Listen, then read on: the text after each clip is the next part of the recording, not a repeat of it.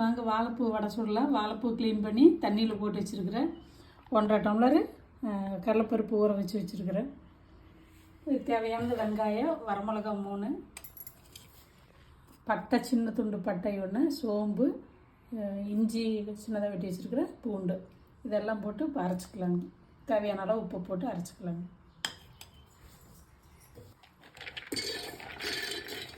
மிளகா போடலாம். வரமிளகா தான் 2-3 மிளகா காரத்துக்கு தகுந்த மாதிரி போட்டுக்கலாங்க. கல்லுப்பு போட்டுக்கலாம். பத்தலைன்னா அது எப்படி சொல்லுறதுன்னு தெரியாது. வாழைப்பூ, வெங்காயம், கொத்தமல்லி, கருவேப்பிலை, புதினா 3 கழுவி எடுத்து வச்சுருக்குறேங்க. எல்லாம் போட்டு சும்மா ஒரு சுற்று விட்டால் போதும். A few moments later.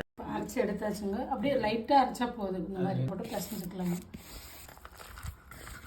உப்பு தேவையானதை பார்த்துக்கலாங்க. மாவு வந்து அதில் கொஞ்சம் உதிரி மாதிரி வந்ததுன்னா கொஞ்சமாக கடலை மாவு, கொஞ்சமாக ஒரு ஸ்பூன் அளவுக்கு கடலை மாவு போட்டு பிசைஞ்சு போட்டுக்கலாங்க. நல்லா கொள்ளுப்பருப்பு, கடலைப்பருப்பு இது எல்லாமே செக்கில் தான் டேஸ்ட் அதிகமாக இருக்குது, நல்லா இருக்குது. இப்படி ஒரு இலையை வச்சுக்கோங்க. இப்படி தட்டி அப்படியே போடுங்க.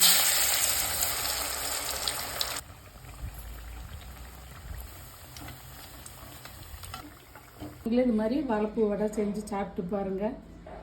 வாழைப்பூ பொரியல் பண்ணோம்னா லைட்டாக கச்ச மாதிரி இருக்கும்ல, அதுக்கு பதிலாக வேணும்னா இப்படி சாம்பார் வடையாக போட்டு சாப்பிட்டுக்கலாம். சூப்பராக இருக்குது.